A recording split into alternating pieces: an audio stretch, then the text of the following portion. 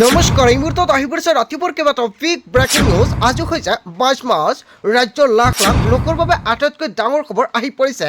অসমত নতুনকৈ 5,04,000 লোকে পাব ৰেচন কাৰ্ড।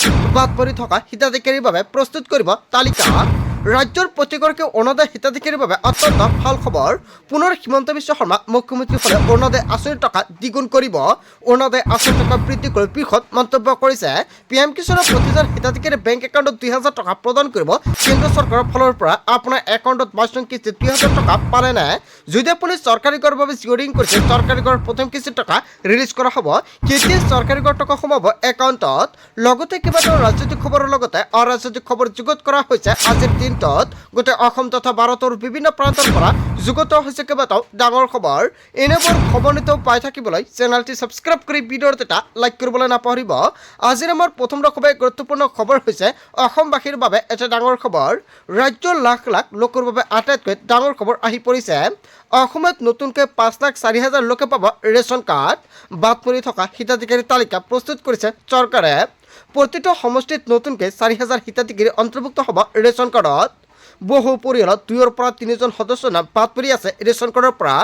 যদি আপোনাৰ ৰেচন কাৰ্ড আছে আৰু ৰেচন কাৰ্ডৰ তালিকাত সঠিকভাৱে আপোনাৰ পৰিয়ালৰ নাম নাই, তেনে ক্ষেত্ৰত আপোনাৰ বাবে ভাল খবৰ। যদি আপোনাৰ ঘৰৰ সদস্য আছে 6জন, তেনে ক্ষেত্ৰত 4জনৰ নাম অন্তৰ্ভুক্ত হৈ আছে ৰেচন কাৰ্ডত, বাকী 2জনৰ নাম অন্তৰ্ভুক্ত হোৱা নাই নেকি?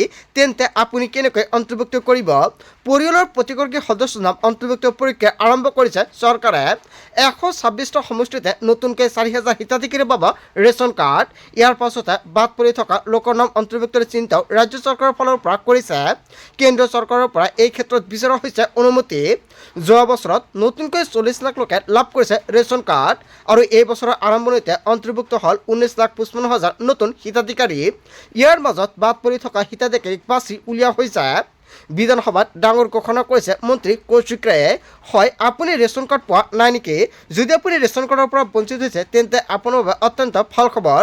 ৰেচন কাৰ্ড থাকিলে 1 এপ্ৰিলৰ পৰা নতুন নিয়মেৰে সংগ্ৰহ কৰিব লাগিব ৰেচনৰ চাউল। ৰেচনৰ চাউলৰ লগতে চেনি, দালি, নিমখ আপুনি লাভ কৰিব। কেৱল এয়াই নহয়, পুনৰ বিজেপি চৰকাৰ আহিলে মিঠাতেল আৰু আধা কিলোকৈ প্ৰদান কৰা হ'ব চাহপাত। সম্পূৰ্ণ বিনামূলীয়াকৈ এইকেইবিধ সামগ্ৰী প্ৰদান কৰিব বিজেপি চৰকাৰ আহিলে। মুখ্যমন্ত্ৰী ডক্টৰ হিমন্ত বিশ্ব শৰ্মাই কৰিছিল বৃহৎ ঘোষণা। তাৰপিছত অসমবাসী ৰাজক জনাইছে আমাৰ পৰৱৰ্তী খুবেই গুৰুত্বপূৰ্ণ খবৰ। লগতে এটা ডাঙৰ খবৰ, দেশৰ আধাৰ কাৰ্ডক লৈ প্ৰযোজ্য হ'ল নতুন নিয়ম।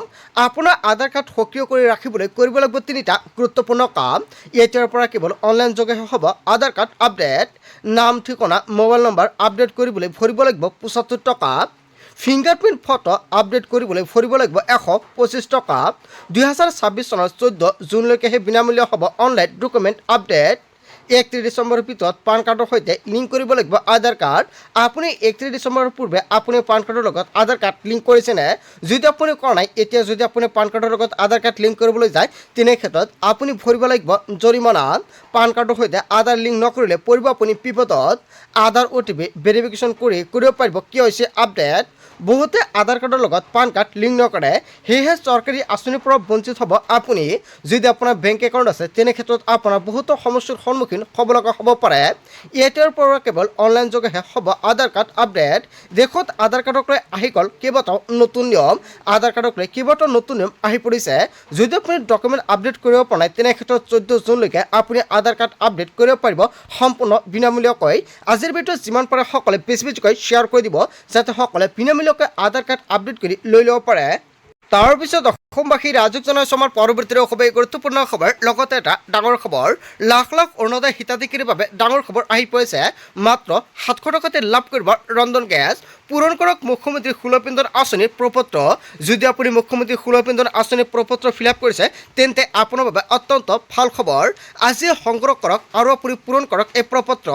মুখ্যমন্ত্ৰী সুলভ ইন্ধন আঁচনিৰ অধীনত 700 টকাতে লাভ কৰিব গেছ চিলিণ্ডাৰ। এই প্ৰপত্ৰ পূৰণ কৰি জমা দিলে লাভ কৰিব 250 টকাৰ ৰাজসাহায্য।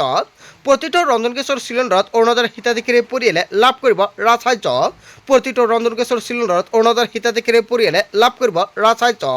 ৰেচন কাৰ্ড থকা প্ৰতিটো পৰিয়ালে লাভ কৰিব এই সুবিধা। ইয়াৰ বাবে আপোনাৰ আধাৰ কাৰ্ডৰ নম্বৰ সন্নিৱিষ্ট কৰিব লাগিব, পঞ্জীয়নভুক্ত মোবাইল নম্বৰ দিব লাগিব, অৰুণোদয় হিতাধিকাৰীৰ নাম আৰু অৰুণোদয় ID শুদ্ধভাৱে দিব লাগিব। প্ৰপত্ৰ পূৰণ কৰি দিলে লাভ কৰিব 250 টকাৰ ৰাজসাহায্য।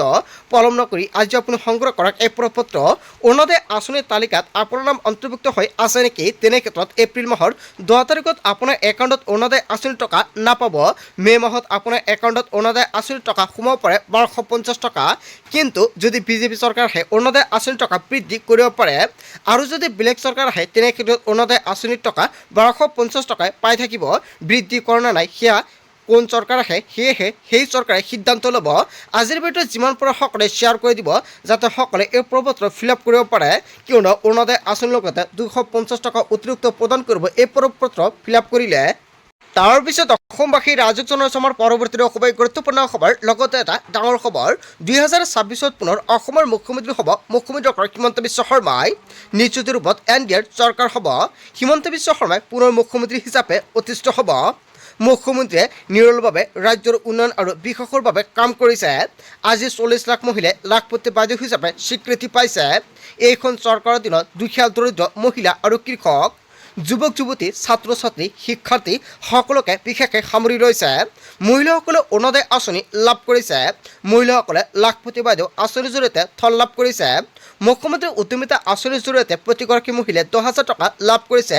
পুনৰ বিজেপি চৰকাৰ আহিলে 2027 চনত প্ৰদান কৰিব 25,000কৈ টকা। ইয়াৰ প্ৰতিশ্ৰুতি দিছে হিমন্ত বিশ্ব শৰ্মাই।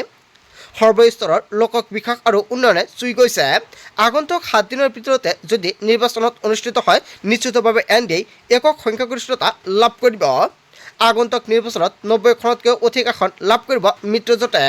এই মন্তব্য কৰিছে মন্ত্ৰী ৰঞ্জিত দাসে। হয়, এটা ডাঙৰ খবৰ আহি পৰিছে। অসমৰ পৰৱৰ্তী মুখ্যমন্ত্ৰী হিচাপে কাক বিচাৰে গৌৰৱ গগৈনে হিমন্ত বিশ্ব শৰ্মাক? জনতাৰ মন্তব্যটো নিশ্চয় কমেণ্ট কৰি জনাই দিব। তাৰ পিছত অসমবাসী ৰাজক জনাইছো আমাৰ পৰৱৰ্তী খুবেই গুৰুত্বপূৰ্ণ খবৰ, লগতে এটা ডাঙৰ খবৰ।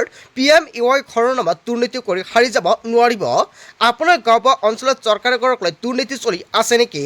যদি আপুনি যোগ্য হিতাধিকাৰী তথাপিও আপুনি চৰকাৰী ঘৰ পোৱা নাই নেকি, তেন্তে আপোনাৰ বাবে চৰকাৰৰ ফালৰ পৰা বৃহৎ ঘোষণা কৰিছে। প্ৰকৃততে কেঁচা ঘৰ থকা লোকসকলে পাব লাগিব পকী ঘৰ। জীৱসখীৰ কামক লৈ খৰ্গহস্ত মন্ত্ৰী ৰঞ্জিত কুমাৰ দাসে। গোহালি ঘৰৰ ফটো তুলিও কেঁচা ঘৰৰ তথ্য দিয়া জীৱিকা সখী পৰিব বিবাদত। জীৱিকা সখীয়ে পঞ্চায়ত আৰু গ্ৰাম উন্নয়ন বিভাগক বিহু দেখুৱাইছে। PMEY ঘৰৰ তালিকা বাছনিৰ জালিয়াতিৰ কথা মুকলিকৈ স্বীকাৰ কৰিছে। জীৱিকা সখীয়ে বনোৱা হিতাধিকাৰীৰ তালিকা আৱাযুক্ত বুলি মন্তব্য কৰিছে। হয়, জীৱিকা সখীয়ে যিখন তালিকা দিছে সেইখন তালিকা নতুনকৈ ভেৰিফিকেশ্যন হ'ব। ভেৰিফিকেশ্যন হোৱাৰ পিছতে নতুনকৈ এখন চৰকাৰী তালিকা প্ৰস্তুত কৰিব চৰকাৰৰ ফালৰ পৰা। গাঁও পঞ্চায়তৰ সভাপতি আৰু সচিবক থমক মন্ত্ৰী ৰঞ্জিত কুমাৰ দাসৰ। শুদ্ধ তথ্য নিদিয়া পঞ্চায়তৰ সভাপতি যাব লাগিব জেললৈ। PMEY ঘৰৰ নামত দুৰ্নীতি কৰি সাৰি যাব নোৱাৰিব। আপোনাৰ গাঁও বা অঞ্চলত যোগ্য হিতাধিকাৰীৰ পৰিৱৰ্তে অযোগ্য হিতাধিকাৰীয়ে চৰকাৰী ঘৰ পাইছে নেকি? তেনে ক্ষেত্ৰত আপোনালোকে এতিয়া দিব পাৰিব অভিযোগ।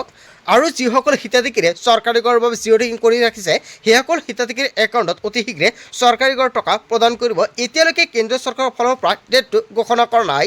যেতিয়াই ডেটটো ঘোষণা কৰিব নিশ্চয় সম্পূৰ্ণকৈ জনাই দিম। তাৰ পিছত অসমবাসী ৰাজক জনাইছো আমাৰ পৰৱৰ্তী খুবেই গুৰুত্বপূৰ্ণ খবৰ, লগতে এটা ডাঙৰ খবৰ। নিৰ্বাচনী প্ৰচাৰৰ মাজতে ৰাজ্যবাসীলৈ ডাঙৰ খবৰ। ৰাজ্যজুৰি নিৰ্বাচন আচৰণবিধিক লৈ কঠোৰ নীতি নিয়ম উলংঘ কৰিলে বিপদ নিশ্চিত প্ৰাৰ্থী আৰু মন্ত্ৰী বিধায়কৰ।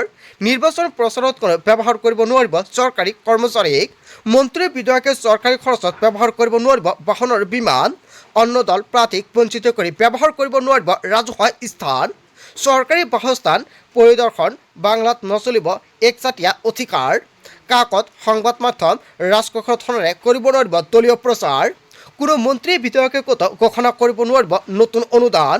ক'তো আঁচনি প্ৰকল্প আধাৰশিলা স্থাপন কৰিব নোৱাৰিব মন্ত্ৰী আৰু বিধায়কসকলে। ভোটাৰৰ মাজত বিতৰণ কৰিব নোৱাৰিব বিনামূলীয়া সামগ্ৰী। কোনো ভোটাৰক নেতা বা প্ৰাৰ্থীয়ে বাধা দিব বা বিৰক্তি দিব নোৱাৰিব। সকলো ভোটাৰক সমানে স্বাধীনতা প্ৰদান কৰিব লাগিব। ভোট গ্ৰহণৰ দিনটোত 48 ঘণ্টাৰ পূৰ্বৰ পৰাই নিষিদ্ধ সুৰা পৰিৱেশন। দলীয় ৰেলী উলিওৱাৰ পূৰ্বে স্থায়ী আৰক্ষী প্ৰশাসনৰ অনুমতি বাঞ্ছনীয়। সভা সমিতি আয়োজনৰ পূৰ্বে লাউডস্পিকাৰ ব্যৱহাৰৰ অনুমতি বাঞ্ছনীয়। কোনো নেতাই জাতি ধৰ্মক লৈ দিব নোৱাৰিব ভাষণ। সাম্প্ৰদায়িক সংঘৰ্ষ সৃষ্টিকাৰীক মন্তব্য দিব নোৱাৰিব প্ৰাৰ্থীয়ে। প্ৰাৰ্থীক সমালোচনা কৰোঁতে ব্যক্তিগত জীৱনত টাৰ্গেট কৰিব নোৱাৰিব। মছজিদ গীৰ্জা মন্দিৰক ৰাজনৈতিক মঞ্চ হিচাপে ব্যৱহাৰ কৰিব নোৱাৰিব। কোনো ব্যক্তিৰ মাটি অট্টালিকা চৌহদত অনুমতি অবিহনে প্ৰচাৰ নিষিদ্ধ। নিৰ্বাচনী প্ৰচাৰৰ মাজতে ৰাজ্যবাসীলৈ ডাঙৰ খবৰ আহি পৰিছে। তাৰ পিছত অসমবাসী ৰাজুক জনসমাৰ পৰৱৰ্তী অসময় গুৰুত্বপূৰ্ণ খবৰ লগতে এটা ডাঙৰ খবৰ আহি আছে নেকি ভয়ংকৰ বিপদ দেশত বাজিছে বিপদৰ ঘণ্টা মধ্যপ্ৰাচ্যৰ যুদ্ধই বিশ্বত মাতিছে সংকট ভাৰতৰ জনতাই ভৰিব লাগিব ভয়ংকৰ লোকচান ৰন্ধন গেছক লৈ আৰম্ভ হৈছে ভয়ংকৰ পৰিস্থিতি বা হাহাকাৰময় পৰিস্থিতিৰ সৃষ্টি হৈছে আকৌ আৰম্ভ হৈছে মাথমাৰ দেশত হঠাৎ বৃদ্ধি হ'ল পেট্ৰল ডিজেলৰ মূল্য প্ৰিমিয়াম পেট্ৰলৰ দাম প্ৰতি লিটাৰত 2.35% বৃদ্ধি কৰা হৈছে বা 2.35 টকালৈকে বৃদ্ধি কৰা হৈছে ঔদ্যোগিক ডিজেলৰ দাম প্ৰতি লিটাৰত 5 টকাকৈ বৃদ্ধি কৰা হৈছে 87.57 টকাৰ পৰা আৰম্ভ কৰি 109.59 টকালৈকে বৃদ্ধি কৰিছে ডিজেলৰ মূল্য ঔদ্যোগিক ডিজেলৰ দাম বৃদ্ধিয়ে প্ৰভাৱ পেলাব বজাৰত যিকোনো মুহূৰ্ততে অত্যাৱশ্যকীয় সামগ্ৰীৰ দাম বৃদ্ধিৰ আশংকা মধ্যপ্ৰদেশৰ পৰা LPGৰ টেংকাৰ অহাৰ পাছতো ব্যাপক নাটনি আগন্তুক দিনত পেট্ৰল আৰু ডিজেলৰ সংকটৰ আশংকা কাটাৰৰ সৰ্ববৃহৎ গেছ ভাণ্ডাৰত ইৰাণৰ আক্ৰমণৰ পাছতে এই আশংকা গেছ ভাণ্ডাৰৰ 17% ইন্ধন বিনষ্ট আক্ৰমণত আহি আছে নেকি ভয়ংকৰ বিপদ হয় ইয়াক লৈ এটা ডাঙৰ আগজাননী আহি পৰিছে ইয়াৰ বিষয়ে জনতাই কি ক'ব যদি জনতাৰ কিবা মন্তব্য কৰিব লগা থাকে আপোনালোকৰ মন্তব্যটো নিশ্চয় কমেণ্ট কৰি জনাই দিব বন্ধু বান্ধৱীসকল গোটেই অসম তথা ভাৰতৰ বিভিন্ন প্ৰান্তৰ পৰা যুগুত হৈছে কেইবাটাও ডাঙৰ খবৰ এনেবোৰ খবৰ নিতৌ পাই থাকিবলৈ চেনেলটি ছাবস্ক্ৰাইব কৰি ভিডিঅ'ত এটা লাইক কৰিবলৈ নাপাহৰিব চ' থেংক ইউ ফৰ ৱাচিং ফুল ভিডিঅ'